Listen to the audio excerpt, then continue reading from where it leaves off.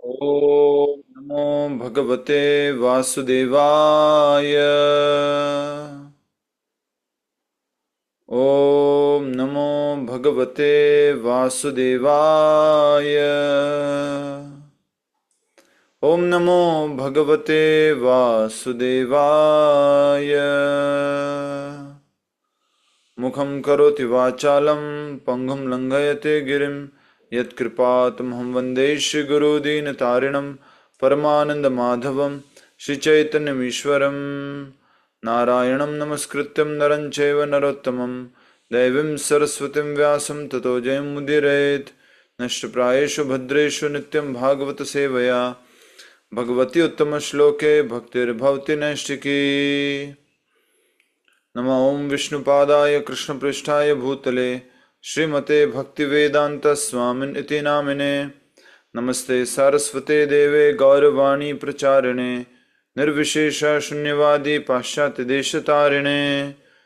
जय श्री कृष्ण चैतन्य प्रभु नित्यानंद श्री अद्वैत गदाधर श्रीवास आदि गौर भक्त वृंद। हरे कृष्ण कृष्ण कृष्ण हरे हरे, हरे राम राम राम हरे हरे। हरे कृष्णा। श्रीमद् भागवतम प्रथम स्कंद अध्याय तृतीय, समस्त अवतारों के स्रोत भगवान श्री कृष्ण, और उसमें हम आज रिवीजन करने जा रहे हैं। कुल मिलाकर इसमें श्लोक जो हैं वो 44 हैं, तो इसमें आज हम ये दोहरान करेंगे। बहुत ही सुंदर अध्याय है जिसमें भगवान श्री कृष्ण की सारी लीलाएं, सारे अवतार, उनका विशेष रूप से हमें वर्णन मिलता है।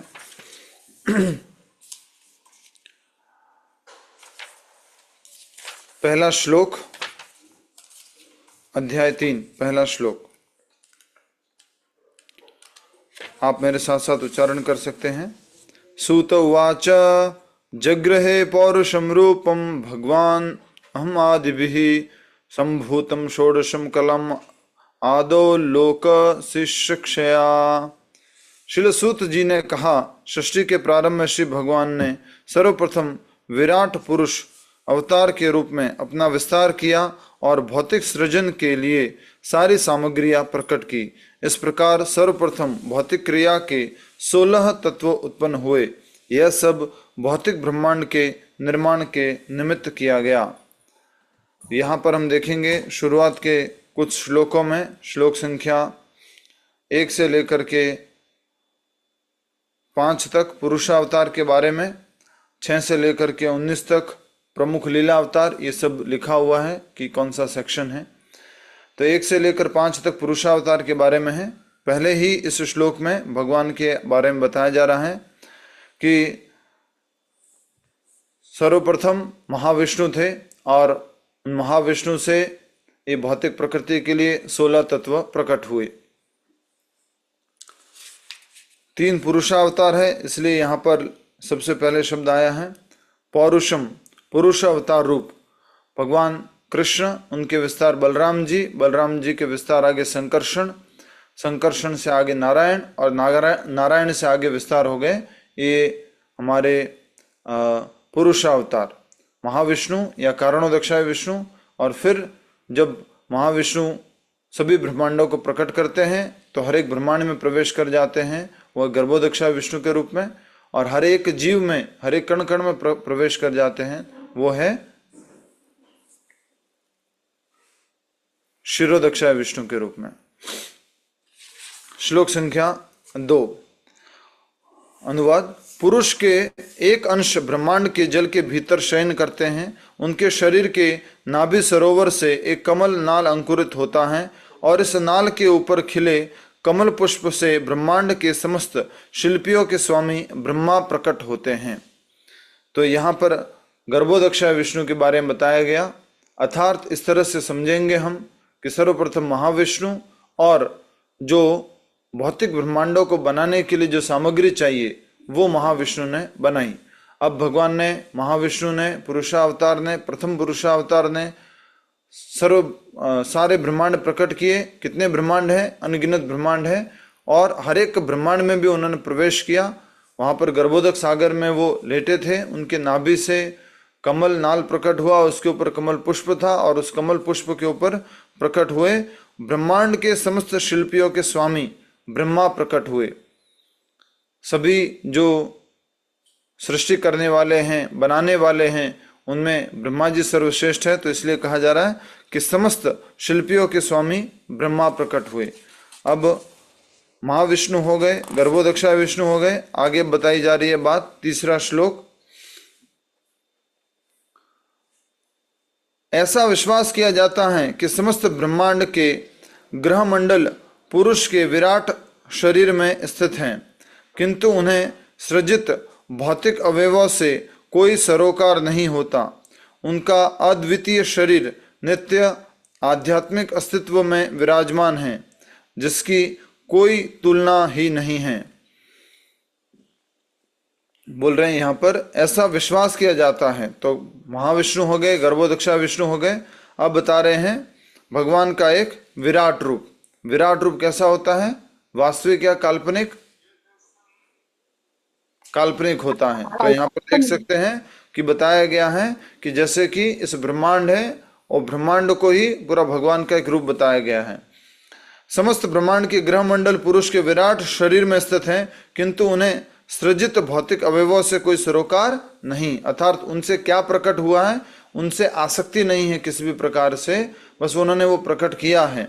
उनका अद्वितीय शरीर नित्य आध्यात्मिक अस्तित्व में विराजमान है, वो हमेशा आध्यात्मिक धरातल पर हैं, जिसकी कोई तुलना ही नहीं है। ठीक है, तो इसमें दो रूप के बारे में बताया गया, एक कौन सा? गर्भोदक्षा विष्णु, और एक विराट रूप। तो गर्भोदक्षा विष्णु तो कैसा है, कैसा रूप है? आध्यात्मिक है, और विराट रूप काल्पनिक है। तो विराट रूप किसके ऊपर बताया जा रहा है? इस ब्रह्मांड के ऊपर, या फिर ऊपर नहीं कहूंगा, ब्रह्मांड को ही विराट रूप बताया जा रहा है। ठीक है, श्लोक संख्या 4 में भक्तगण अपने विमल पूर्ण नेत्रों से उन पुरुष के दिव्य रूप का दर्शन करते हैं, जिनके हजारों पांव, जंघाएं, भुजाएं तथा मुख हैं, और सबके सब अद्वितीय हैं। उस शरीर में हजारों सिर, आंखें, कान तथा नाक होते हैं। वे हजारों मुकुटों तथा चमकते कुंडलों से अलंकृत हैं और मालाओं से सुसज्जित हैं। अब कह रहे हैं भगवान के विराट रूप के बारे में, उनके दर्शन के बारे में, कितना अद्वितीय दर्शन है। तो कितने नेत्र हैं? तो बहुत सारे नेत्र हैं, और हजारों पांव, हजारों भुजाएं, हजारों जंघाएं, हजारों मुख, और सब कुछ अद्वितीय हैं, उनके जैसा दूसरा कोई नहीं है। उनके हजारों सिर, हजारों आंखें, कान तथा नाक होते हैं। वे हजारों मुकुटों तथा चमकते कुंडलों से अलंकृत हैं और मालाओं से सुसज्जित हैं। ये फिर से विराट रूप का ही वर्णन है।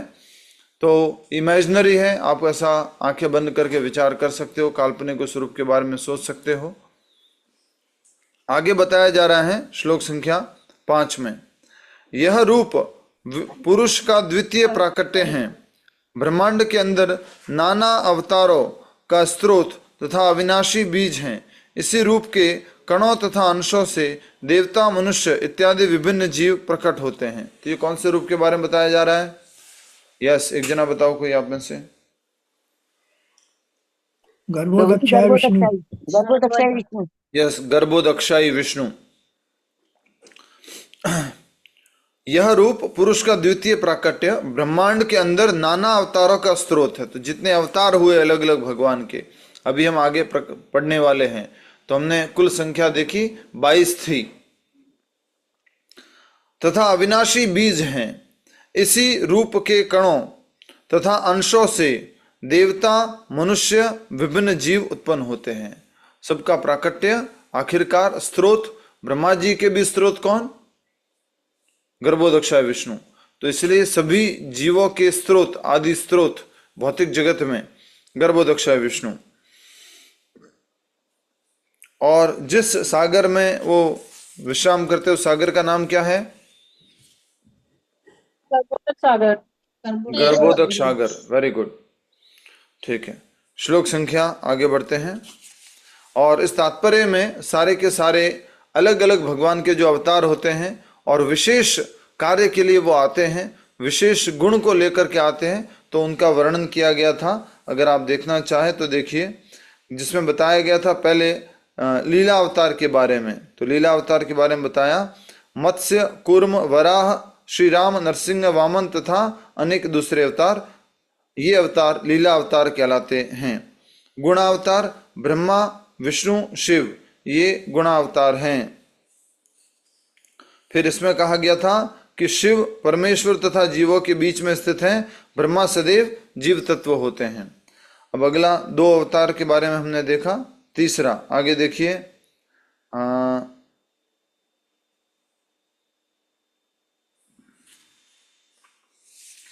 आगे कौन सा बताया गया है? सुंदरता के बारे में बताया गया था।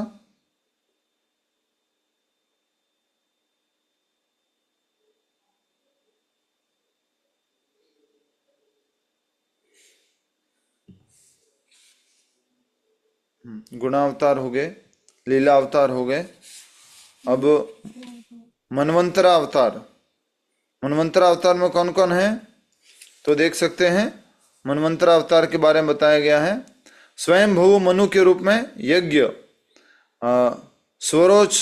स्वरोचिस मनु के रूप में विभु, उत्तम मनु के रूप में सत्यसेन, तामस मनु के रूप में हरि, रैवत मनु के रूप में वैकुंठ, चाक्षुष मनु के रूप में अजित, वैवस्वत मनु के रूप में वामन, वर्तमान युग वैवस्वत मनु के अधीन है, सावर्णी युग के रूप में सार्वभौम, दक्ष सावर्णी मनु के रूप में ऋषभ, ब्रह्म सावर्णी मनु के रूप में विश्वक्षेन, धर्म सावर्णी मनु के रूप में धर्म सेतु, रुद्र सावर्णी के रूप में सुधामा, देव सावर्णी मनु के रूप में योगेश्वर और इंद्र सावर्णी मनु के रूप में वृद्धभानु।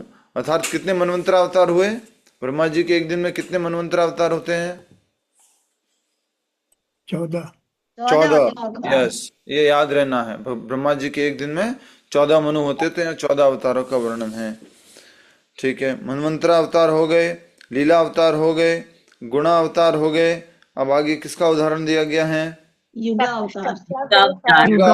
तो बताया जा रहा है सत्ययुग, त्रेता युग, द्वापर युग और कलयुग, ये 4 युग होते हैं। तो प्रत्येक रंग में भगवान के प्रत्येक युग में अवतारों का रंग भी भिन्न होता है। ये रंग है श्वेत, काला, श्वेत, लाल, काला तथा पीला। द्वापर में भगवान श्री कृष्ण काले रंग में प्रकट हुए, कलयुग में श्री चैतन्य महाप्रभु पीले रंग में प्रकट हुए। इस प्रकार शास्त्रों में श्री भगवान के समस्त अवतारों का उल्लेख मिलता है।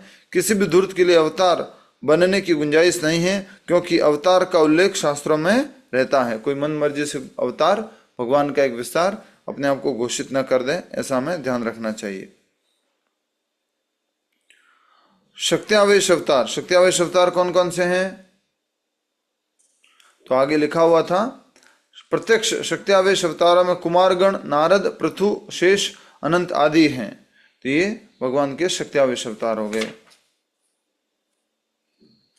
ठीक है, वो श्लोक शायद आगे आएगा अभी, जिसमें एक एक गुण के ऊपर जो बताया जा रहा है कि ये गुण के से ये वाले अवतार प्रकट हुए। ठीक है, थैंक यू। श्लोक संख्या 6। सृष्टि के प्रारंभ में सर्वप्रथम ब्रह्मा के 4 अविवाहित पुत्र कुमारगण, जिन्होंने ब्रह्मचर्य व्रत का पालन करते हुए परम सत्य के साक्षात्कार हेतु कठोर तपस्या की, तो भगवान के परम फर्स्ट पहले अवतार हो गए। पहले अवतार कौन है? ब्रह्मा जी के 4 पुत्र।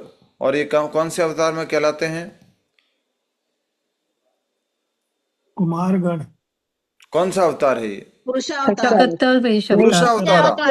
शक्त्यावेश अवतार। शक्त्यावेश अवतार। ऐसे कैसे बोल दिया माता जी पुरुषावतार? लीलावतार। नहीं माता जी, अभी तो बताया, बोल रहा हूं मैं, फिर भी आप ऐसे कर रहे हो। शक्त्यावेश अवतार अभी तो पढ़ा, जस्ट पिछली लाइन में पढ़ा था। प्रत्येक शक्त्यावेश अवतारों में कुमारगण, नारद, पृथु, शेष, अनंत आदि हैं। तो कुमार किसमें आते हैं? ब्रह्मा जी का सुना बाबू। ब्रह्मा जी नहीं, ये ब्रह्मा जी के 4 पुत्र। ये शक्त्यावेश है, मैंने ब्रह्मा जी का सोचा इसलिए। हाँ, ब्रह्मा जी के 4 पुत्र शक्त्यावेश अवतार, 4 कुमारगण। तो उनमें क्या विशेष आवेश था? तो उनके अंदर ज्ञान का विशेष आवेश था। ठीक है, अगला द्वितीय, समस्त यज्ञों में परम भोक्ता ने सूकर का अवतार, द्वितीय अवतार स्वीकार किया और पृथ्वी के कल्याण हेतु उसे ब्रह्मांड के रसातल क्षेत्र से ऊपर उठाया।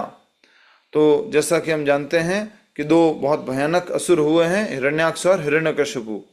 तो हिरण्याक्ष ने पृथ्वी को उठा करके गर्भोदक सागर में फेंक दिया था। तो वहां से बचाने के लिए भगवान ने एक विशेष रूप लिया सूअर का, और उस रूप में उन्होंने पृथ्वी को वहां से गर्भोदक सागर से उठाया, हिरण्याक्ष के साथ युद्ध किया और हिरण्याक्ष की मृत्यु हो गई। इस प्रकार से भगवान ने आकर के पृथ्वी को बचाया। ठीक है, श्लोक संख्या 8।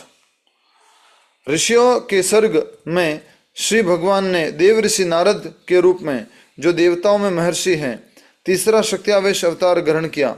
उन्होंने उन वेदों का भाष्य संकलित किया जिनमें भक्ति मिलती है और जो निष्काम कर्म की प्रेरणा देते हैं। तो नारद मुनि किसकी प्रेरणा देते हैं? निष्काम कर्म की। और साथ ही साथ उन्होंने कौन से शास्त्रों का प्रतिपादन किया या संकलित किया? वेदों के उन भाग को संकलित किया जिसमें क्या मिलती है? प्रभु नारद पंचरात्र। हाँ, पर क्या भक्ति मिलती है? निष्काम भक्ति कर्म भक्ति की भक्ति मिलती है। लिखा हुआ ना कि उन्होंने वेदों का संकलन किया जिसमें भक्ति मिलती है और जो निष्काम कर्म की प्रेरणा देते हैं। तो नारद पंचरात्र आदि शास्त्रों का नारद मुनियों ने जो है संकलन किया। वेदों का ही भाग है, लेकिन उसमें क्या है? निष्काम भक्ति, शुद्ध भक्ति। ठीक है, श्लोक संख्या 9। चौथे अवतार में श्री भगवान राजा धर्म की पत्नी के जुड़वा पुत्र नर तथा नारायण बने। फिर उन्होंने इंद्रियों को वश में करने हेतु कठिन तथा अनुकरणीय तपस्या की। तो ये नर नारायण के बारे में है। अब नर और नारायण कौन है, या नर नारायण के बारे में हम क्या समझ सकते हैं, या क्या कहाँ उनकी पूजा होती है? बद्रीनाथ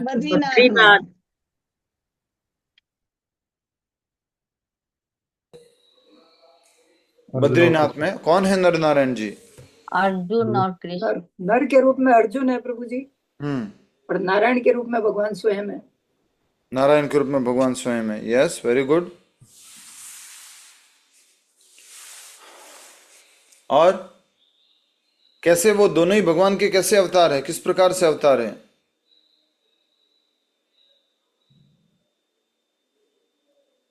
इसमें तो यहाँ लीला अवतार सत्यावेश। लिखवाया आपने। नर नारायण का इंद्रिय संयम हेतु तप। ये जो आपने आज भेजा था इसमें तो लीला अवतार में दिया हुआ है इनका। किनका? नर नारायण का। ठीक है, तो हम बात पूछ रहे हैं कि नर नारायण ऋषि क्या है? तपस्या करने के लिए आए हैं। और तपस्या क्यों की? जगत के कल्याण के लिए। और नर नारायण कौन है? तो नर स्वयं भगवान है, और नारायण स्वयं भगवान है और नर अर्जुन है। और नर नारायण ऋषि अर्थात अर्जुन भी भगवान के ही अवतार है। किस प्रकार से अवतार है? जिस प्रकार से कुमारगण अवतार है, नारद मुनि अवतार है, उसी प्रकार से ये नर अर्जुन भी भगवान के अवतार हैं। ठीक है, ठीक है। नेक्स्ट श्लोक संख्या 10। पंचमा कपिलो नाम सिद्धेशः काल विलुप्तम प्रोवाच सूर्य सांख्यम तत्वम ग्राम विनिर्णयम। इसमें मुख्य शब्द क्या लिखवाया था? कपिलो नाम सिद्धेश। कपिलो नाम सिद्धेशः।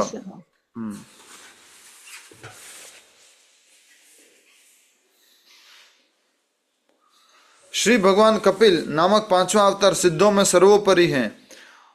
उन्होंने आसुरी ब्राह्मण को सृष्टिकारी तत्वों तथा सांख्य शास्त्र का भाष्य बताया, क्योंकि कालक्रम में यह ज्ञान विनष्ट हो चुका था। तो ये कौन सा शास्त्र बताते हैं? कपिल भगवान कौन सा बताते हैं, बताओ? सांख्य योग, सांख्य दर्शन। सांख्य दर्शन क्या होता है? आत्मा और शरीर का analytical study of body and soul. मतलब एक सेकंड के लिए पॉज कर दीजिए। हरे कृष्ण। श्लोक संख्या 10 में हमने देखा भगवान कपिल के अवतार के बारे में, और भगवान कपिल ने सांख्य दर्शन दिया। सांख्य दर्शन में क्या होता है? Analytical study of body and soul. अब मुख्य बात क्या है कि प्रभुपाद जी ने ही इसी सिद्धांत को आगे बढ़ाते हुए हम सब लोगों को थोड़ा और डिटेल में बताया इस सांख्य के बारे में, इस शरीर और आत्मा के ज्ञान के बारे में। साधारणतया जितनी भी भागवत कथाएं हुई, जितने भी प्रवचन हुए, यस वो कथा बोलते हैं, सब कुछ बताते हैं, लेकिन ये मुख्य बात नहीं बताते, बार बार हमें याद नहीं दिलाते हैं कि हम ये शरीर नहीं, हम आत्मा हैं। ये प्रभुपाद जी ने इसको विशेष रूप से जोर देते हुए हर एक प्रवचन में लगभग ये बोला है कि हम ये शरीर नहीं, हम आत्मा हैं। श्लोक संख्या 11। पुरुष के छठे अवतार अत्रि मुनि के पुत्र थे। वे अनुसुईया की प्रार्थना पर उनके गर्भ से उत्पन्न हुए थे। उन्होंने अलर्क, प्रहलाद तथा अन्य व्यक्तियों यदु हेय आदि को अध्यात्मक विषय में उपदेश दिया। किसने, क्या नाम है इनका? पुरुष के छठे अवतार अत्रि मुनि, दत्तात्रेय भगवान। ठीक है, लिखा हुआ नीचे। श्री भगवान अत्रि ऋषि तथा अनुसुईया के पुत्र दत्तात्रेय के रूप में अवतरित हुए। श्री दत्तात्रेय भगवान। श्लोक संख्या 12। सातवें अवतार प्रजापति रुचि तथा उनकी पत्नी आकुति के पुत्र यज्ञ थे। स्वयंभुवम, उन्होंने स्वयंभुव मनु के बदलने पर शासन संभाला और अपने पुत्र याम जैसे देवताओं की सहायता प्राप्त की। तो यहाँ पर भगवान ने यज्ञ रूप धारण किया है। यज्ञ रूप धारण अर्थात यज्ञ के रूप में उन्होंने जो ये स्वयंभुव मनु है उनका स्थान लिया है, उनकी पोस्ट ली है। और जब भी कोई पोस्ट ऐसी होती है जिसमें कोई व्यक्ति नहीं है योग्य व्यक्ति, तो वो स्वयं भगवान ले लेते हैं, चाहे वो इंद्र की हो, चाहे वो मनु की हो, चाहे वो ब्रह्मा की हो। ठीक है। श्लोक संख्या 13।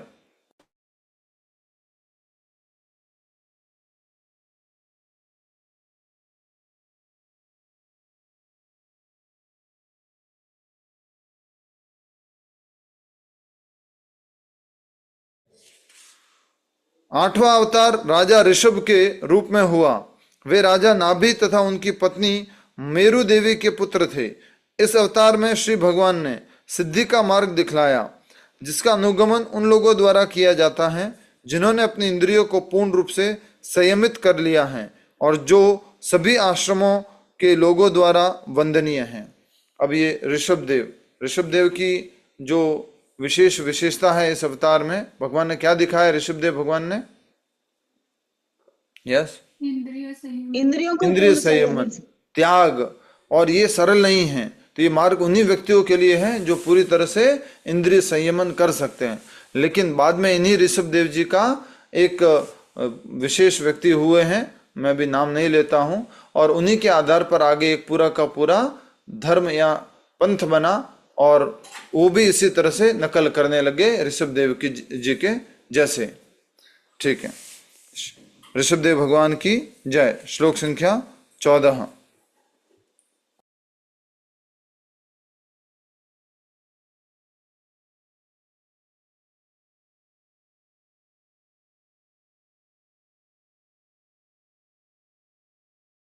माता जी, श्लोक संख्या 14। और हमने 13 में एक बात पढ़ी थी, वो थी 4 तरह के संन्यास आश्रम होते हैं: कुटिचका, बहुदका, परिव्राजकाचार्य और परमहंस। ठीक है। श्लोक संख्या 14। हे ब्राह्मणों, मुनियों द्वारा प्रार्थना किए जाने पर श्री भगवान के 9वें अवतार राजा पृथु का अवतार में राजा पृथु का शरीर स्वीकार किया, जिन्होंने विविध उपजय प्राप्त करने हेतु पृथ्वी को जोता। फलस्वरूप पृथ्वी अत्यंत सुंदर तथा आकर्षक बन गई। हमने इसमें मुख्य शब्द लिया था ऋषि भीर याचितो, अर्थात ऋषियों की मांग पर, उनकी याचना पर भगवान प्रकट हुए हैं। और वो भी किस प्रकार? उनकी जंगा का चर्निंग करने पर। किसकी जंगा का चर्निंग किया था उन्होंने? राजा वेण। और राजा वेण को मार दिया था। क्यों मार दिया था?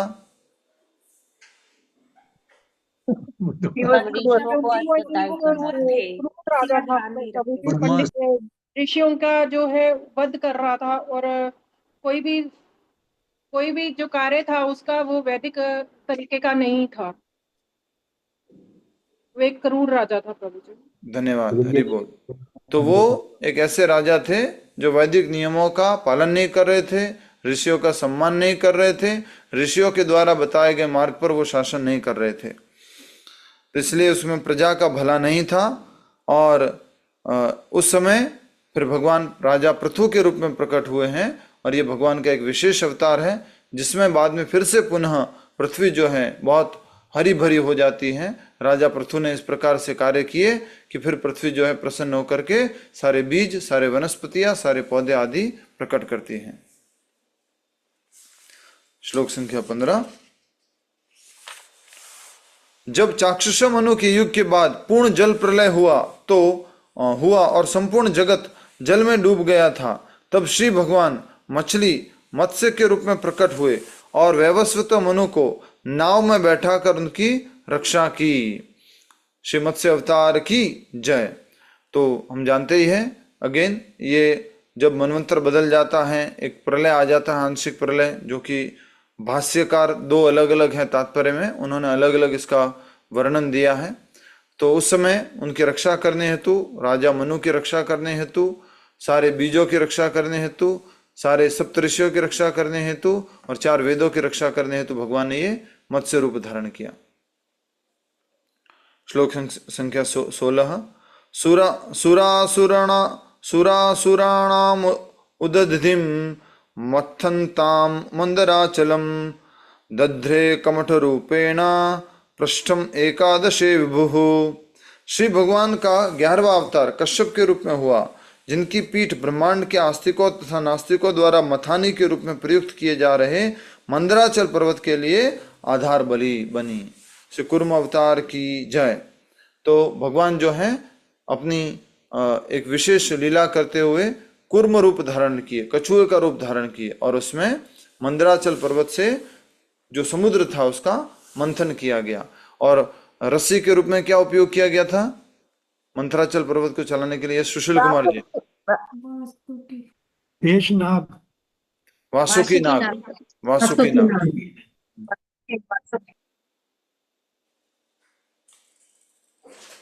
ठीक है। श्लोक संख्या 17। 12वें अवतार में श्री भगवान धन्वंतरी के रूप में प्रकट हुए और 13वें अवतार में उन्होंने स्त्री के मनोहर सौंदर्य द्वारा नास्तिकों को मोहित किया और देवताओं को पीने हेतु अमृत प्रदान किया। तो धन्वंतरी रूप, ये समुद्र मंथन लीला में ही बहुत सारे अवतार है भगवान के। तो धन्वंतरी रूप में भगवान जो धनतेरस हम मनाते हैं, उस समय वो अमृत का कलश लेकर के प्रकट हुए थे। और इसी लीला में एक और अवतार हुआ, वो कौन सा है? मोहिनी अवतार। Very good. और उन्होंने असुरों को भ्रमित किया अपने मोहिनी अवतार में। अब और भी 1-2 अवतार हुए थे, किसी को याद है इसी लीला में? कुर्म का हो गया, मोहिनी का हो गया, धन्वंतरी का हो गया, और लक्ष्मी जी, राहु केतु बने इसमें। लक्ष्मी जी का हुआ था प्रभु जी, चंदा मामा का हुआ था प्रभु जी, चंद्रमा का जी। माता जी, हम ये नहीं पूछ रहे हैं कि कौन कौन प्रकट हुए थे उस समुद्र मंथन से। भगवान ने कौन सा रूप लिया था एक और? हरे कृष्णा प्रभु जी मथनी के ऊपर एक रूप में बैठे थे। Yes, very good. अजित, भगवान अजित के रूप में प्रकट हुए थे, मथनी के ऊपर जो बैठे थे। ठीक है।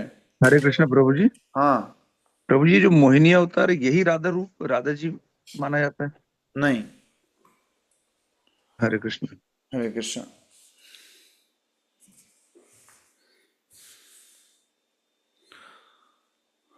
श्लोक संख्या 18। 14वें अवतार में श्री भगवान नरसिंह के रूप में प्रकट हुए और अपने नाखूनों से नास्तिक हिरण्यकश्यप के बलिष्ठ शरीर को उसी प्रकार चीर डाला जिस प्रकार बढ़ई लट्ठे को चीर देता है। नरसिंह देव भगवान की जय।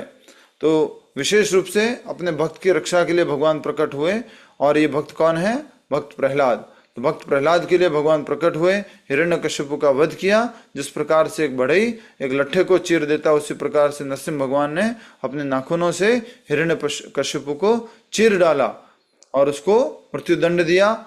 और इस प्रकार से दंड दिया कि उसने जो जो ब्रह्मा जी से वरदान मांगे थे उन सबको उसी प्रकार से भगवान ने रखा, उनका मान रखा, और फिर भी उनको मार दिया। श्लोक संख्या 19। 15वें अवतार में श्री भगवान ने बौने ब्राह्मण श्री वामन का रूप धारण किया और वे बाहर महाराज बलि द्वारा आयोजित यज्ञ में पधारे। यद्यपि वे हृदय से तीनों लोकों का राज्य प्राप्त करना चाह रहे थे, किंतु उन्होंने मात्र 3 पग भूमि दान में मांगी। इस अवतार को क्या बोलते हैं? श्री वामन अवतार। वामन। और इनको इंद्र के छोटे भाई भी बोला जाता है, इसलिए इनका क्या नाम है? उपेंद्र। बहुत अच्छा, उपेंद्र। 3 पग भूमि मांगी थी, इसलिए उनका क्या नाम है? त्रिविक्रम। वामन। त्रिविक्रमा। वेरी नाइस, हरि बोल। श्लोक संख्या 20। 16वें अवतार में श्री भगवान ने भृगुपति के रूप में क्षत्रियों का 21 बार संहार किया, क्योंकि वे ब्राह्मणों बुद्धिमान वर्ग के विरुद्ध किए गए विद्रोह के कारण उनसे क्रुद्ध थे। परशुराम भगवान बहुत क्रोधित थे, क्योंकि उन्होंने ब्राह्मण को दंड दिया था। परशुराम जी के पिताजी जमदग्नि और उनकी गाय लेके चले गए थे जबरदस्ती, तो बहुत क्रोधित हुए थे कार्तिवीर्य अर्जुन। उनकी एक कथा आती है। ये भगवान का शक्ति आवेश अवतार कहा जाता है। 16वें अवतार में श्री भगवान ने भृगुपति रूप में क्षत्रियों का 21 बार संहार किया, क्योंकि वे ब्राह्मणों बुद्धिमान वर्ग के विरुद्ध किए गए विद्रोह के कारण उनसे क्रोधित थे। कई बार वर्णन आता है 22 बार उनका संहार किया, बट यहां पर हम देख सकते हैं त्रिसप्तकृतवः, 3 बार, इसलिए 3 बार 7, तो वो कितना हो गया? 21। श्लोक संख्या 21। तत्पश्चात 17वें अवतार में श्री भगवान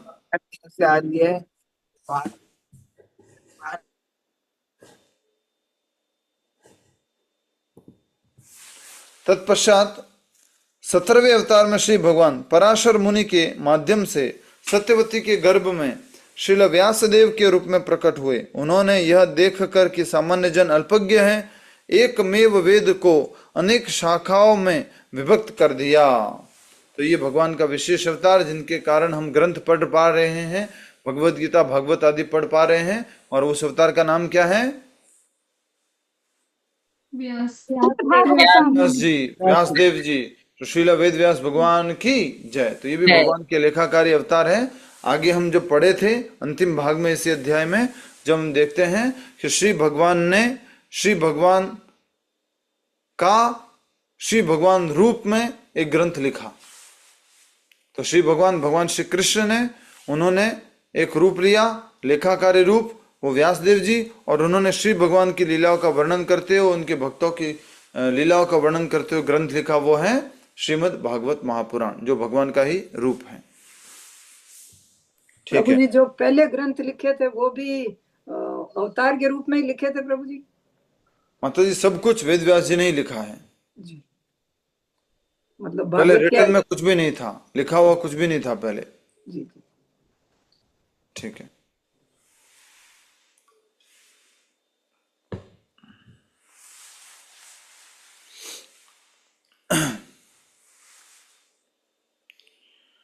तो ये पराशर मुनि और सत्यवती के पुत्र के रूप में श्रील वेदव्यास जी भगवान प्रकट हुए, और उन्होंने देखा कि जन सामान्य अल्पज्ञ है, एक में वेद को अनेक शाखाओं में प्रशाखाओं में विभक्त कर दिया।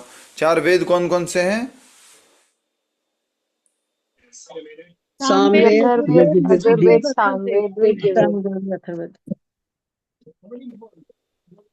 ऋग्वेद, सामवेद, अथर्ववेद, यजुर्वेद।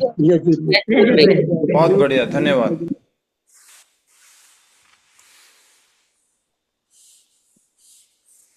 मुख्य शब्द नहीं लिखे से। श्लोक संख्या 22। 18वें अवतार में श्री भगवान राजा राम के रूप में प्रकट हुए। उन्होंने देवताओं के लिए मन भावन कार्य करने के उद्देश्य से हिंद महासागर को वश में करते हुए समुद्र पार के निवासी नास्तिक राजा रावण का वध करके अपनी अति मानवीय शक्ति का प्रदर्शन किया। 18वें अवतार में भगवान किस रूप में प्रकट हुए? समुद्र निग्रहादिनी, अर्थात समुद्र को निग्रह करने वाले, समुद्र को नियंत्रित करने वाले भगवान राम के रूप में प्रकट हुए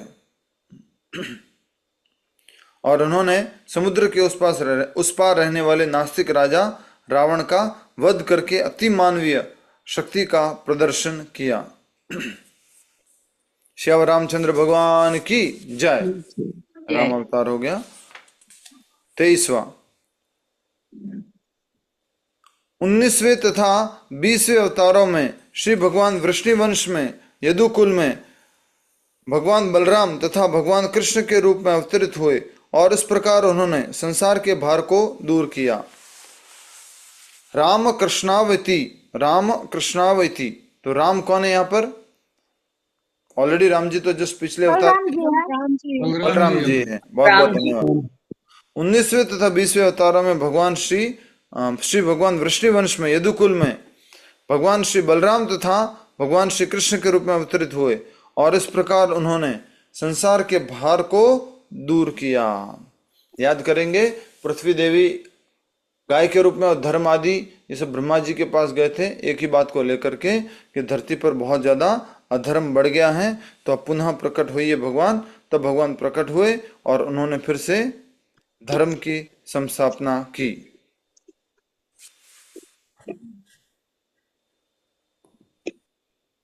सिस्टर माता जी माइक बंद कर देंगे, धन्यवाद।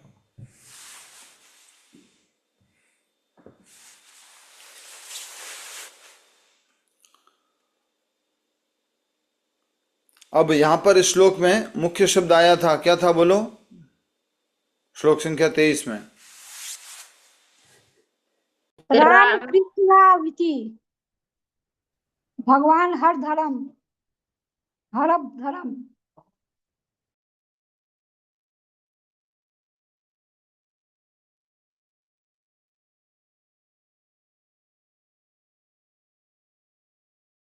हुआ यहाँ पर इस श्लोक में भगवान अर्हत भरम, अर्थात पूरे जितने भी अवतारों का वर्णन है उसमें कहीं पर ये भगवान शब्द उपयोग नहीं हुआ है, लेकिन इस कृष्ण के और बलराम जी के जब नाम आए हैं उनके अवतार का वर्णन है तब ये भगवान शब्द उपयोग हुआ है। इसलिए प्रभुपाद जी तात्पर्य में लिखते हैं इस श्लोक में भगवान शब्द का विशिष्ट उल्लेख यह संकेत है कि श्री बलराम तथा श्री कृष्ण भगवान के आदि रूप हैं।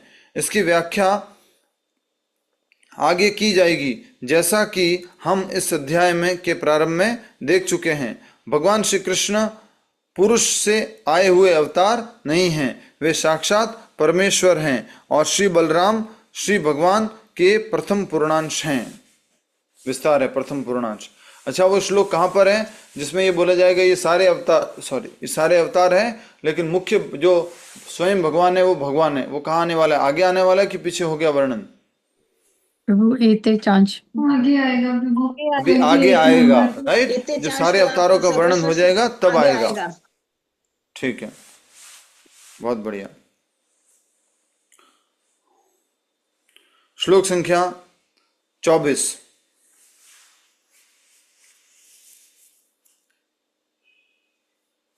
उन्नीसवां और 20वां अवतार एक साथ बोल रहा है जो बलराम जी और कृष्ण के रूप में है। जब श्री भगवान कलयुग के प्रारंभ में गया प्रांत में अंजना के पुत्र बुद्ध के रूप में उन मनुष्यों को मोहित करने हेतु प्रकट होंगे जो श्रद्धालु आस्तिकों से ईर्ष्या करते हैं।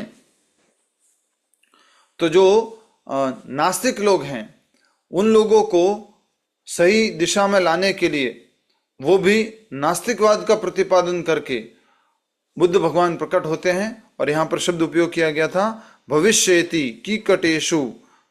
कीकटेषु से अर्थ है बिहार प्रांत में। और कब होंगे भगवान प्रकट? भविष्य में। और लिखा हुआ अंजना सुतः, अंजना के पुत्र के रूप में। तो ये हमारे शास्त्रों की विशेषता है। मेघा माता जी अगर आप सुन पा रहे तो ये हमारे शास्त्रों की विशेषता है। क्या? कीकटेषु भविष्येति, भविष्य में क्या होने वाला है वो भी बता दिया। भागवतम कब लिखी हुई थी? कब लिखी गई? 5000 वर्ष पूर्व। और बुद्ध भगवान आए तो वो उनके बाद में आए या भविष्य में और भी कोई अवतार होने वाले उनके बारे में कहा जा रहा है कीकटेषु भविष्यति, भविष्य में ऐसा होने वाला है। अब जो ये सारे अवतारों का वर्णन है ये क्रमबद्ध नहीं है। ऐसा नहीं है कि इसके बाद ये, इसके बाद ये, इसके बाद ये, इसके बाद ये, इसके बाद ये, ऐसा नहीं है। ये बस नंबरिंग दिया गया है कि इस तरह से 1 2 3 4 5 6 इस तरह से। तो कितने हो गए टोटल? 20वां हो गया था लास्ट में, ये 21वां हो गया। तब श्री भगवान कलयुग के प्रारंभ में गया प्रांत में अंजना के पुत्र बुद्ध के रूप में उन मनुष्यों को मोहित करने हेतु प्रकट होंगे जो श्रद्धालु आस्तिकों से ईर्ष्या करते हैं। ठीक है, ये बहुत बड़ा तात्पर्य है। इसमें अलग अलग भगवान के अवतारों का वर्णन है। इसमें है क्या वर्णन अवतारों का? विदेशी सर्वे राम नहीं प्रभु, इसमें नहीं है। इसमें नहीं है। ओके ओके, इसमें नहीं है। तो बहुत सुंदर बताया है कि बुद्ध भगवान क्यों आए, बुद्ध भगवान की क्या लीला थी, कैसे पशु हत्या हो रही थी वेदों के नाम पर, और उस पशु हत्या को रोकने के लिए भगवान बोलते हैं बुद्ध रूप में आकर के वेदों को मत मानो, मेरी बात को मानो, और इस प्रकार से वो नास्तिकों को अपनी ओर आकर्षित करते हैं। श्लोक संख्या 25।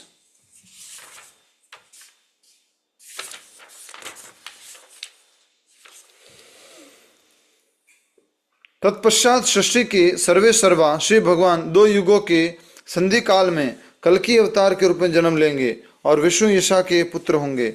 उस समय पृथ्वी के शासक लुटेरे बन चुके होंगे।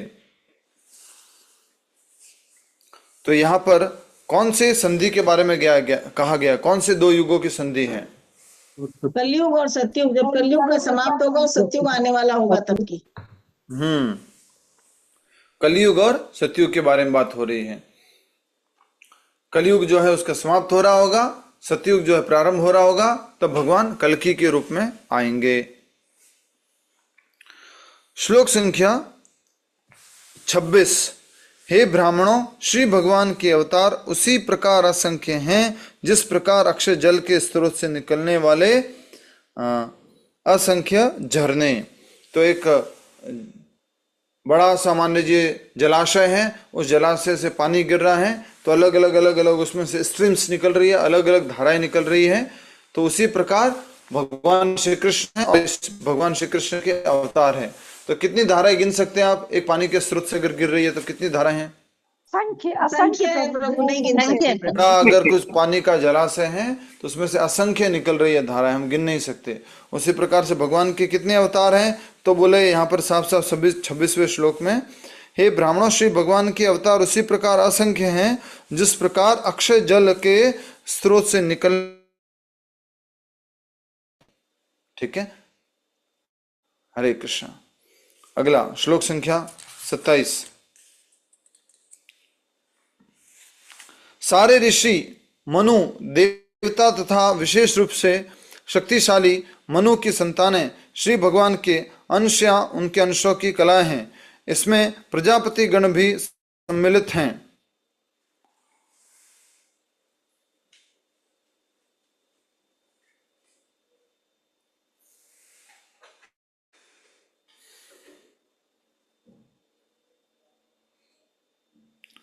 अब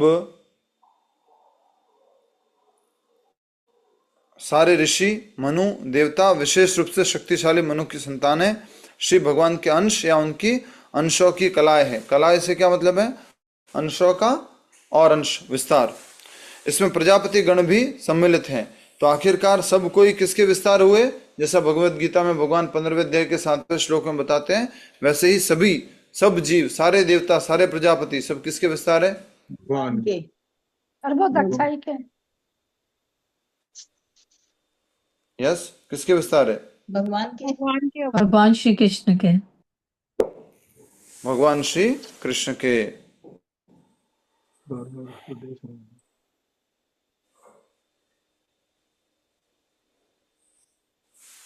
किसी का माइक ऑन है। थैंक यू सुमन माता जी। अब आ गया है दी इंपॉर्टेंट श्लोक। माता जी एक पॉज दे दीजिए थोड़ा सा।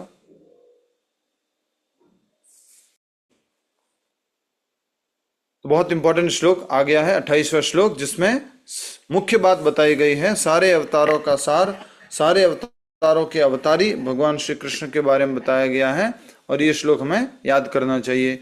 एते चांश कला पुंसः कृष्णस्तु भगवान स्वयं इंद्रारि व्याकुलम लोकम मृडयंती युगे युगे। भगवान जो हैं हर एक युग में प्रकट होंगे, इंद्रारि व्याकुलम लोकम, और इंद्र जो है उनके अरि शत्रु हैं, वो जो परेशान करेंगे, वो जब कुछ ऐसे कार्य करेंगे जो इस पृथ्वी के लिए, समाज के लिए, राष्ट्र के लिए शुभ नहीं है, तब भगवान प्रकट होंगे। और किस रूप में प्रकट होंगे? कृष्ण रूप में। और क्या कहा जा रहा है? कृष्णस्तु भगवान स्वयं।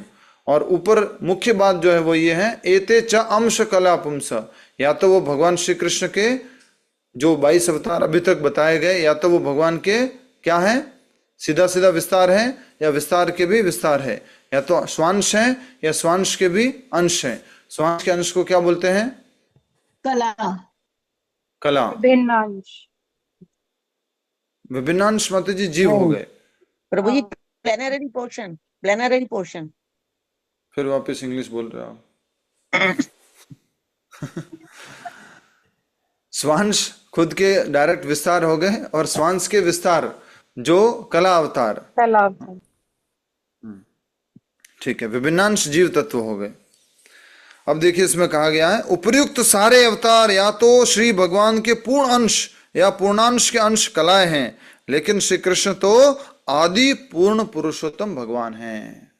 तो जो अभी जितने भी पढ़े हमने, मत्स्य कुर्म या चतुर्ष कुमार या नारद मुनि या वेद व्यास जी या वराहदेव या नरसिंह भगवान या राम जी, परशुराम जी, जितने भी हमने पढ़े, ये सब क्या है?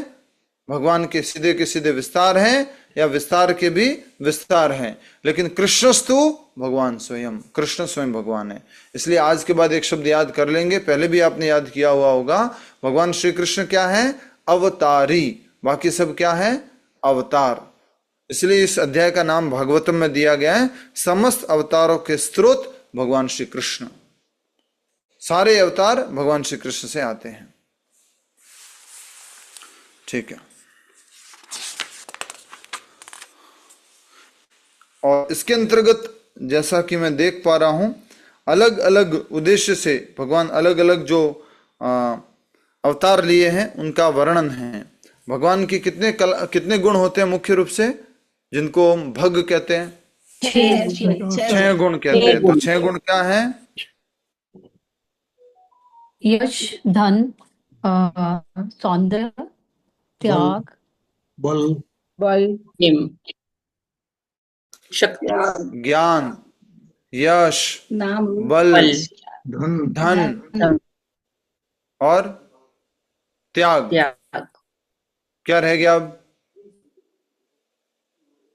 नाम, रूप, यश, धन, बल, ज्ञान और तप। 6 हो गए ना प्रभु? ठीक है। अगर फिर से बोल रहे हैं, सबसे पहले ले लो यश, उसके बाद में सुंदरता, सौंदर्य, उसके बाद में बल, उसके बाद में ज्ञान, और उसके बाद में धन, और उसके बाद में त्याग। तो ये भगवान के 6 ऐश्वर्य हैं। और इन्हीं ऐश्वर्य के आधार पर हमने कुछ अवतारों का वर्णन भी प्रभुपाद जी ने जो तात्पर्य में दिया है उसको हमने समझा था। तो जल्दी से बता सकते हैं हमें सौंदर्य के अवतार कौन कौन से बताए थे? बलराम और मोहिनी। मोहिनी अवतार और वामन अवतार। वामन, बलराम और मोहिनी। ठीक है।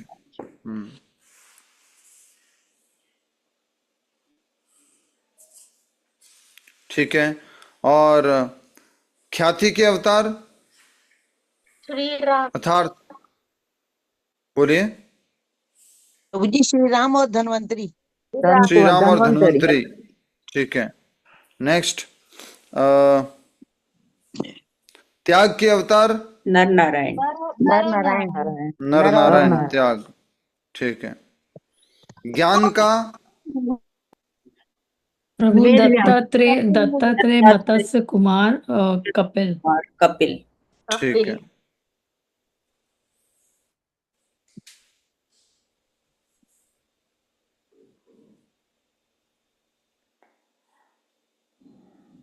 और कौन सा रह गया? नर नारायण अवतार, त्याग का। बता दिया ना? बल रह गया। हाँ, अप्रत्यक्ष आवेश अवतार। अद्भुत शक्ति, शक्ति का बल का कौन सा था?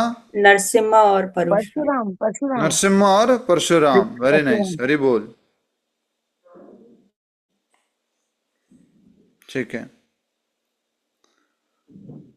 शक्ति आवेश अवतार नारद। नारद मुनि। पूर्णांश अवतार वराह। वराह। आवेश अवतार भगवान बुद्ध। बुद्ध अवतार।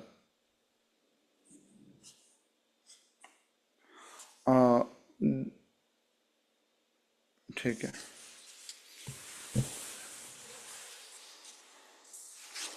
अब लास्ट में एक मुख्य बात कही गई थी जो तात्पर्य में हमने अंडरलाइन की थी, वो देखते हैं। और उनका सबसे असामान्य लक्षण तो वह था जिसमें उन्होंने गोपियों के साथ अपनी लीलाओं के रूप में अपनी अंतरंगी शक्ति का प्रदर्शन किया। गोपियों के साथ उनकी लीलाएं उनके दिव्य अस्तित्व, आनंद तथा ज्ञान की स्थिति को प्रकट करने वाली हैं। यद्यपि ये ऊपर से प्रणय काम जैसे लगती हैं, गोपियों के साथ उनकी लीलाओं अनुचित अर्थ नहीं लगाना चाहिए। और इनका वर्णन किसमें किया गया? श्रीमद् भागवतम के 10वें स्कंद में। इसलिए पहले हमें 9 स्कंदों को पढ़ना है, फिर 10वें स्कंद की तरफ जाना है। श्लोक संख्या 29। जो कोई भी श्री भगवान के गुह्य अवतारों का सावधानी पूर्वक प्रतिदिन सुबह तथा शाम को पाठ करता है, वह जीवन के समस्त दुखों से छूट जाता है। सायं प्रातः गणन भक्त्या। सुबह और शाम अगर भगवान के अवतारों के बारे में वो पढ़ता है तो जीवन के समस्त कष्टों से, समस्त दुखों से मुक्त हो जाता है। जीवन का मुख्य दुख क्या है?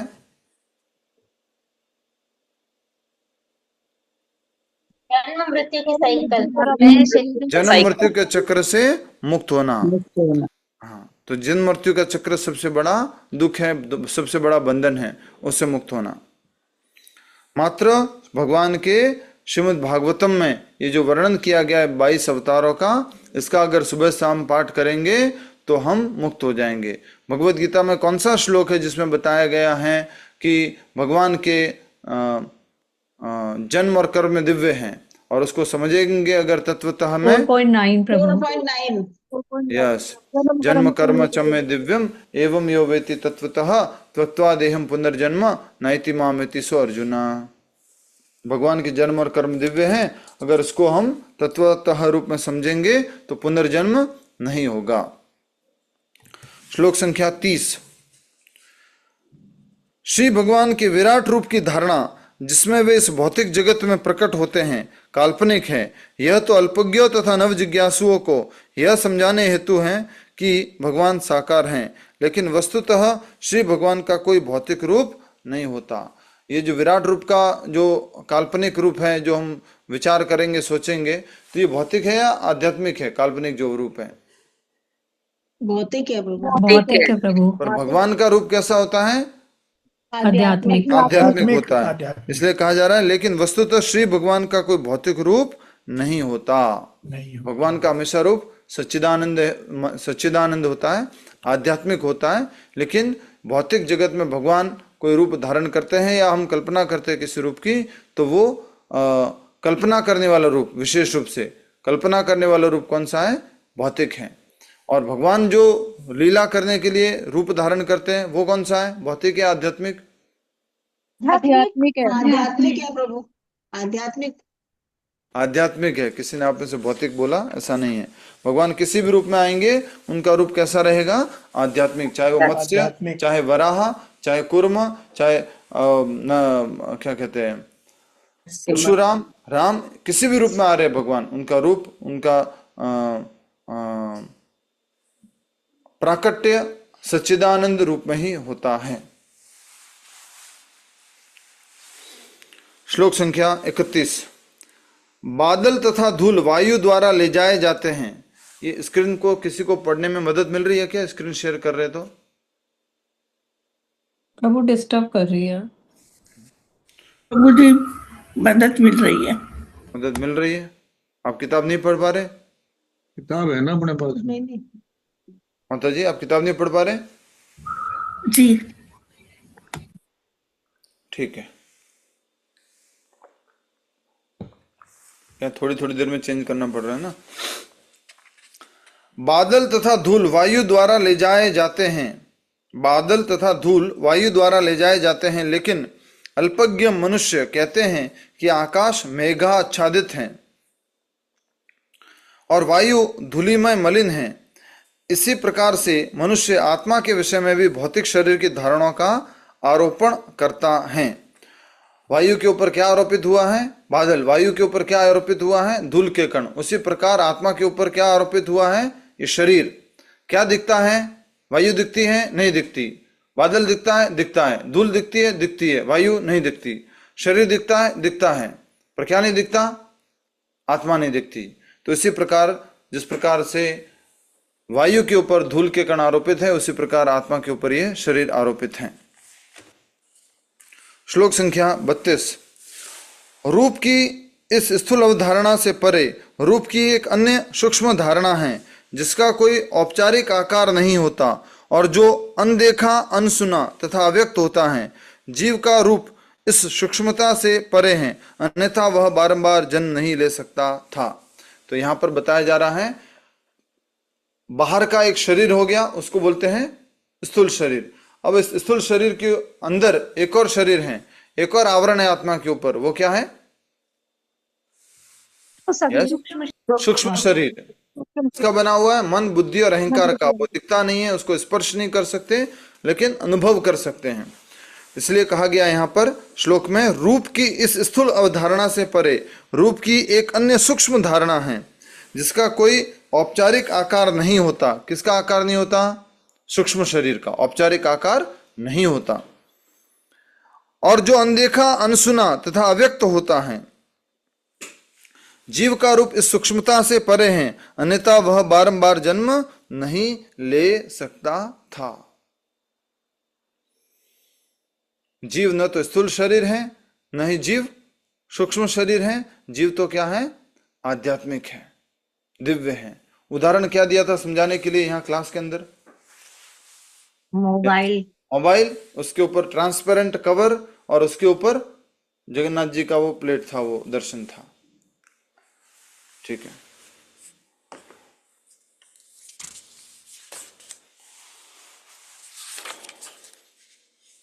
श्लोक संख्या 33। जब कभी मनुष्य आत्म साक्षात्कार द्वारा यह अनुभव करता है कि स्थूल तथा सूक्ष्म दोनों शरीरों का शुद्ध आत्मा से कोई सरोकार नहीं, उस समय वह अपना तथा साथ ही साथ श्री भगवान का दर्शन करता है। अर्थात उसको क्या हो जाता है? आत्म साक्षात्कार बराबर ब्रह्म दर्शनम, भगवान का दर्शन हो जाता है। आत्मदर्शन मतलब क्या हो गया? किसका दर्शन करना? मन, बुद्धि, अहंकार का। किसका दर्शन करना?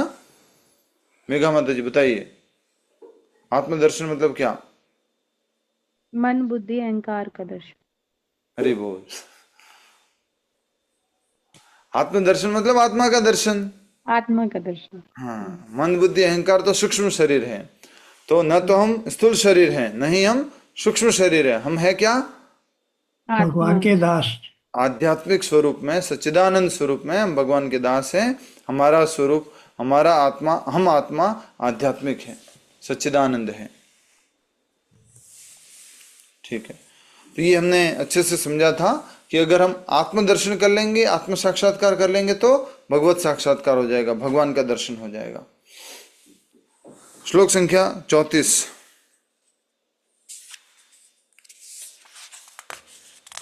यदि माया का शमन हो जाता है और यदि भगवत कृपा से जीव ज्ञान से संपन्न हो जाता है, तो उसे तुरंत आत्म साक्षात्कार का प्रकाश प्राप्त होगा और वह अपनी महिमा में प्रतिष्ठित हो जाता है। अब इसका मतलब क्या हुआ? अगर व्यक्ति किसमें अव्वल हो गया है, क्या प्राप्त करने में अव्वल हो गया है? ज्ञान प्रभु जी। ज्ञान प्राप्त करने में, तो क्या धीरे धीरे कम हो जाएगा? ज्ञान। फिर कह रहे हैं कि तो उसे तुरंत आत्म साक्षात्कार का प्रकाश प्राप्त होता है और वह अपनी महिमा में प्रतिष्ठित हो जाता है। महिमा में प्रतिष्ठित होने से क्या अर्थ है, बोलो, कौन बताएगा? वो अपनी महिमा में प्रतिष्ठित। आनंद के बारे में जान लेना, अपनी एक आत्मा जना बोलो बस, बार बार अलग अलग भक्तों को भी मौका दो। वास्तविक स्थिति प्राप्त हो जाएगी ना, कौन सी है वास्तविक स्थिति? या हम आत्मा है, शरीर नहीं है। यस। तो अभी जो ये भगवान क्लास के के दास मुख्य हैं। मुख्य टॉपर्स हैं, वो थोड़ी देर के लिए आप शांत रहिएगा, दूसरे लोगों को भी मौका दीजिएगा, ठीक है? जब कोई नहीं बोल पाया ना, तब आप एकदम एंट्री मारना स्टाइल से, ठीक है? ठीक है, मैं बताता हूँ। तो हमने इस श्लोक में एक बहुत मुख्य बात समझी थी। हमारे पास दो ही ऑप्शन है। क्या क्या ऑप्शन है? या तो माया या कृष्ण। कोई व्यक्ति ये कहे कि मैं माया में नहीं हूं, मैं बस कृष्ण में भी नहीं हूं, मैं अपना कुछ कर रहा हूं, बस नहीं, वो है ही नहीं। अगर आप अपना कुछ कर रहे हैं, कृष्ण भक्ति नहीं कर रहे हैं, तो माया में ही हैं, ठीक है?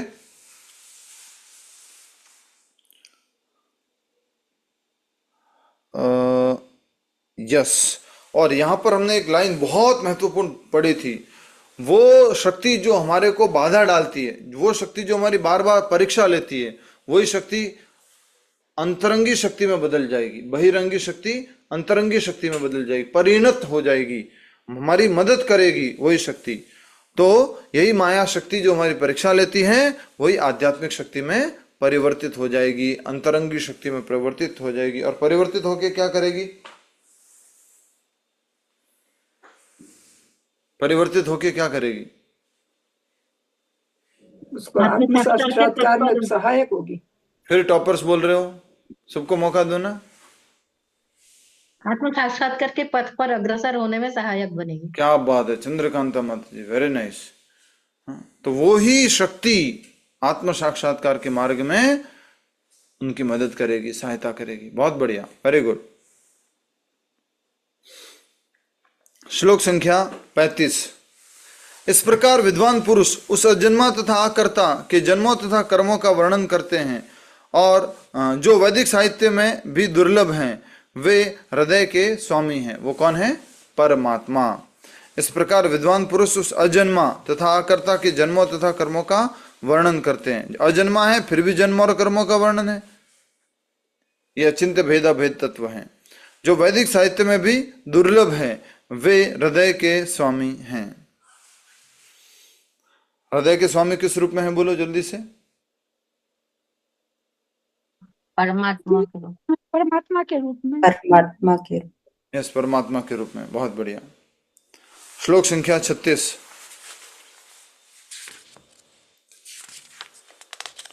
जिनके कर्म केवल निष्कलुष होते हैं, वे श्री भगवान 6 इंद्रियों के स्वामी हैं और 6 ऐश्वर्यों से युक्त सर्वशक्तिमान पुरुष हैं।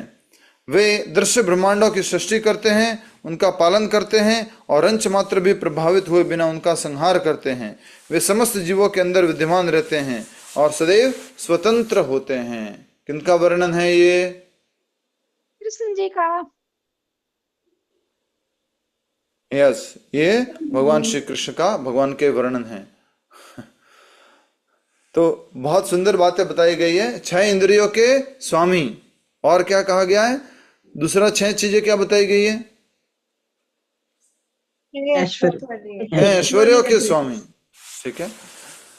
तो क्या क्या बात बताई गई? उन जिनके कर्म निष्कलुषित हैं। दूसरा 6 इंद्रियों के स्वामी है। तीसरा 6 ऐश्वर्यों से युक्त हैं और दृश्य ब्रह्मांडों में की सृष्टि करते हैं, पालन करते हैं, और अंश मात्र भी प्रभावित हुए उनका संहार करते हैं। वे समस्त जीवों के अंदर विद्यमान रहते हैं और सदैव स्वतंत्र होते हैं। कितने गुण थे यहाँ पर? अगर इन तीनों को एक साथ गिन लेंगे, सृष्टि, पालन और संहार। 6। ठीक है, बहुत बढ़िया। 6।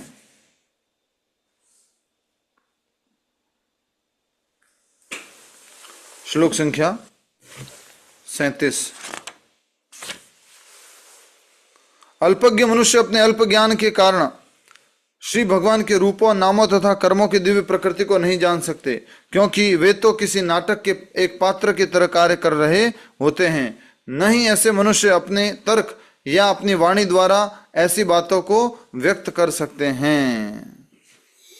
अब ये किन की बात हो रही है? नास्तिकों की तार्किक लोगों की, मन से जो अवधारणा बनाते हैं उन लोगों की, और उन लोगों को सीधी भाषा में क्या बोला गया श्लोक के शुरुआत में ही? बोलिए। मूर्ख बोला गया, अल्पज्ञ बोला गया है। अल्पज्ञ मनुष्य अपने अल्प ज्ञान के कारण श्री भगवान के रूपों, नामों तथा कर्मों के दिव्य प्रकृति को नहीं जान सकते, क्योंकि वे तो किसी नाटक के एक पात्र की तरह कार्य कर रहे होते हैं। न ही ऐसे मनुष्य अपने तर्क या अपनी वाणी द्वारा ऐसी बातों को व्यक्त कर सकते हैं। ठीक है, हमने पढ़ लिया है इसको अच्छे से पहले भी, और इसके बारे में समझ लिया था। अल्पज्ञ मनुष्य है, बहुत ज्यादा तर्क करते हैं अपने नास्तिकवाद का प्रतिपादन करते हुए, और कह सकते हैं जो आस्तिकवादी हैं उनको भी नास्तिक बनाने की कोशिश करते हैं। हमें भी इस बात का ध्यान रखना है कि हमें इस प्रकार के तर्कों में फंसना नहीं है। हम कब बच पाएंगे? जब हम प्रतिदिन श्रवण करेंगे और अध्ययन करेंगे, तब हम ऐसे तर्कों से अपने आप का बचाव कर पाएंगे। श्लोक संख्या 38। जो अपने हाथ में रथ का चक्र धारण करने वाले भगवान श्री कृष्ण के चरण कमलों की निष्कपट, अबाध तथा अनुकूल भाव से सेवा करता है, वही इस जगत के सृष्टा की पूर्ण महिमा, शक्ति तथा दिव्यता को समझ सकता है। यहाँ भगवान ने भगवान के कौन सा रूप का वर्णन किया हुआ है? मंजू तोड़ी माता जी, कौन सा रूप का वर्णन है यहाँ पर? जल्दी बताओ। रूप का दिव्य रूप का वर्णन करा हुआ है। हाँ माता जी, दिव्य रूप का वर्णन है। रथंग पाणी, यस, रथोंग पाणे हैं, अर्थात अपने हाथ में रथ का चक्र धारण करने वाले श्री भगवान के चरण कमलों की निष्कपट, अबाध तथा अनुकूल सेवा करता है। निष्कपट, पूर्ण रूप से समर्पित होकर, अबाध बिना रुकावट की, अनुकूल फेवरेबल डिवोशनल सर्विस, वही इस जगत के सृष्टा की पूर्ण महिमा, शक्ति और दिव्यता को समझ सकता है। उनकी पूर्ण महिमा, शक्ति और दिव्यता। ठीक है।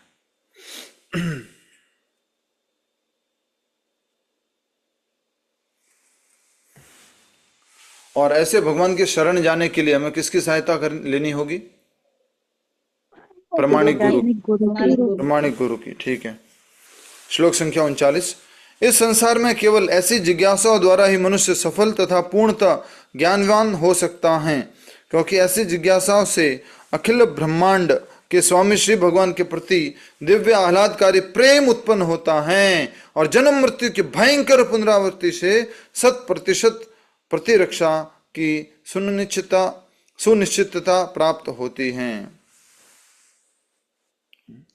इस संसार में केवल ऐसी जिज्ञासाओं से ही, अब ये किसको कौन कह रहे हैं ऐसी जिज्ञासाएं? सूत जी सौनकादि ऋषि को। सूत जी सौनकादि ऋषि को कह रहे हैं। ठीक है, आप भी अब माइक बंद करना, आप भी टॉपर लिस्ट में आ गए। ठीक है। और क्या प्रकट होता है, क्या प्राप्त होगा, क्या उत्पन्न होगा? तो कह रहे हैं स्वामी श्री भगवान के प्रति दिव्य आह्लादकारी प्रेम उत्पन्न होता है।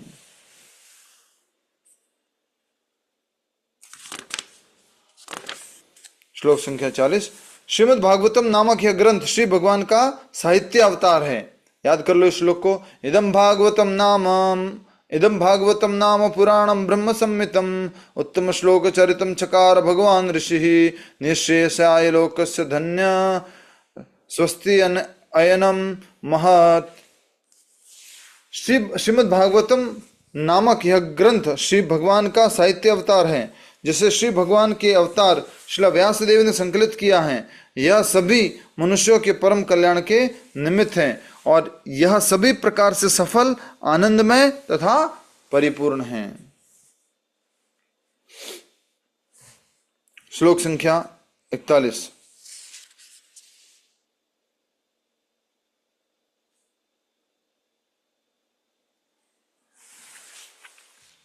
श्रील व्यासदेव ने समस्त वैदिक शास्त्रों तथा ब्रह्मांडों के इतिहासों का सार निकालकर इसे अपने पुत्र को प्रदान किया, जो स्वरूप सिद्धों में अत्यंत सम्माननीय हैं। कौन है उनके पुत्र? सुखदेव गोस्वामी जी। सुखदेव गोस्वामी। श्रील व्यासदेव ने समस्त वैदिक शास्त्रों तथा ब्रह्मांडों के इतिहासों का सार निकालकर उसे अपने पुत्र को प्रदान किया, जो स्वरूप सिद्धों में अत्यंत सममानीय हैं।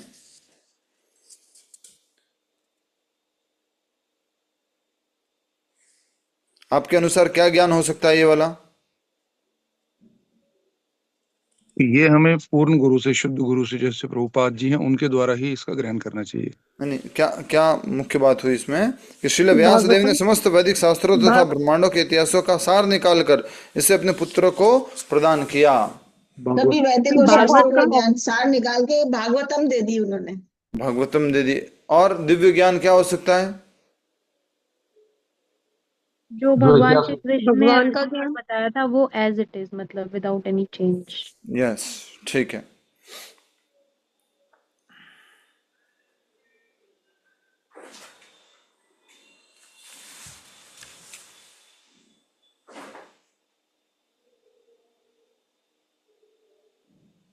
आगे बहुत सारी ये लाइनें जो अंडरलाइन की हुई है वो महत्वपूर्ण है, मैं पढ़ पा रहा हूँ, 2-4 लाइनें अभी पढ़ी मैंने। श्लोक संख्या 41। श्री व्यासदेव ने समस्त वैदिक शास्त्रों तथा ब्रह्मांडों के इतिहासों का सार निकालकर इसे अपने पुत्र को प्रदान किया, जो स्वरूप सिद्धों में अत्यंत सममाननीय है। कौन है ये? बोलिए, नए लोग बोलो, नए लोग बोलो, कौन है ये? सुखदेव गोस्वामी। सुखदेव गोस्वामी। यस, सुखदेव गोस्वामी। सुखदेव गोस्वामी, ठीक है।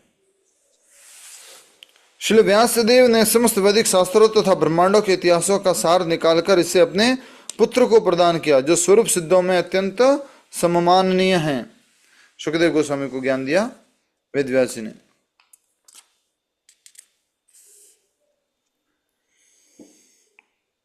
श्लोक संख्या 42। कौशल्या सिंह माता जी माइक बंद कीजिए। श्रील व्यासदेव के पुत्र श्रील सुखदेव गोस्वामी ने अपनी पारी में महाराज परीक्षित को श्रीमद् भागवतम सुनाया, जो तब निर्जल तथा निराहार रहकर गंगा नदी के तट पर ऋषियों के संग में मृत्यु की प्रतीक्षा कर रहे थे। कौन मृत्यु की प्रतीक्षा कर रहे हैं गंगा नदी के तट पर? महाराज परीक्षित। कितने दिन का श्राप मिला था? 7 दिन में मृत्यु हो जाएगी। और वो क्या क्या खाने में साथ में लेके गए थे गंगा नदी के किनारे पर? निराहार, ठीक है, ना जल। बहुत बढ़िया, बहुत बढ़िया। माइक बंद कर दीजिए सब लोग।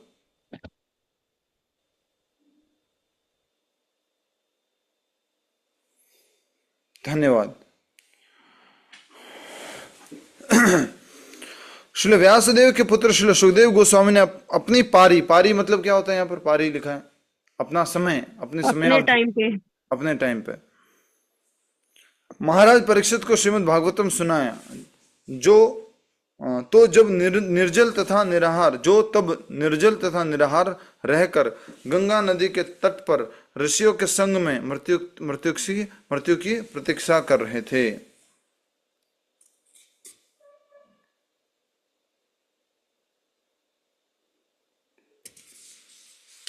ठीक है, श्लोक संख्या 43। समय हो गया।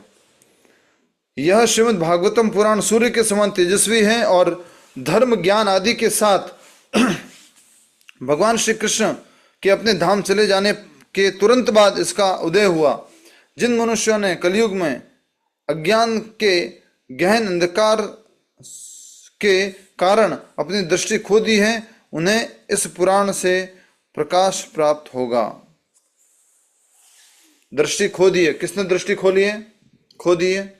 अंधकार में भटकते हुए लोगों ने, कलयुग के लोगों ने, हम लोग कलयुग के लोगों ने, हमारी दृष्टि चली गई है। इसलिए कहा जा रहा है श्रीमद् भागवतम पुराण सूर्य के समान तेजस्वी है और धर्म ज्ञान आदि के साथ भगवान श्री कृष्ण ने के अपने धाम चले जाने के तुरंत बाद इसका उदय हुआ। भागवतम का उदय हुआ जब भगवान अपने धाम चले गए। जिन मनुष्यों ने कलयुग में अज्ञान के गहन अंधकार को अज्ञान के कारण अपनी दृष्टि खो दी हैं, उन्हें इस पुराण से प्रकाश प्राप्त होगा।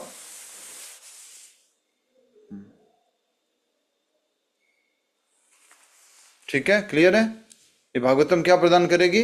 प्रकाश, ज्ञान, सत्वगुण की तरफ लेके आएगी। श्लोक अंतिम वाला 44। हे विद्वान ब्राह्मणों, जब श्रील सुखदेव गोस्वामी ने वहां पर महाराज परीक्षित की उपस्थिति में श्रीमद् भागवतम सुनाया तो मैंने अत्यंत सावधानी पूर्वक सुना। सूत गोस्वामी जी क्या कह रहे हैं? मैंने अत्यंत सावधानी पूर्वक सुना। फिर क्या कह रहे हैं? और इस प्रकार उनकी कृपा से मैंने उन महान शक्ति संपन्न ऋषि से भागवतम सीखा। अब मैं आप लोगों को वही सब सुनाने का प्रयत्न करूंगा जो मैंने उनसे सीखा तथा जैसा मैंने आत्मसात किया। हरि बोल। तो सूत गोस्वामी बहुत ही सुंदर विनम्र भूमिका निभाते हुए कह रहे हैं कि हे विद्वान ब्राह्मणों, जब श्रील सुखदेव गोस्वामी ने वहां पर महाराज परीक्षित की उपस्थिति में श्रीमद् भागवतम सुनाया था तो मैं अत्यंत ध्यानपूर्वक सुना और इस प्रकार उनकी कृपा से मैंने यह महान शक्ति संपन्न ऋषि से श्रीमद् भागवतम सीखा। अब मैं आप लोगों को वही सब सुनाने का प्रयत्न करूंगा जो मैंने उनसे सीखा तथा जैसा मैंने आत्मसात किया। एक तो होता है सीखना, एक तो होता है सुनना। मान लीजिए ये ज्ञान है, ये ज्ञान है। एक क्या होता है, उसको क्या करना? आत्मसात करना, रियलाइज करना, अपने हृदय में उतार लेना। हाँ, रियलाइज कर देना। ठीक है, इस प्रकार हमने ये प्रथम स्कंद के तृतीय अध्याय का रिवीजन किया। कल हम कोशिश करेंगे चतुर्थ स्कंद को प्रारंभ करने की, चतुर्थ अध्याय को, स्कंद की जय। विश्व गुरु श्रील प्रभुपाद की जय। माला कौन कराएंगे?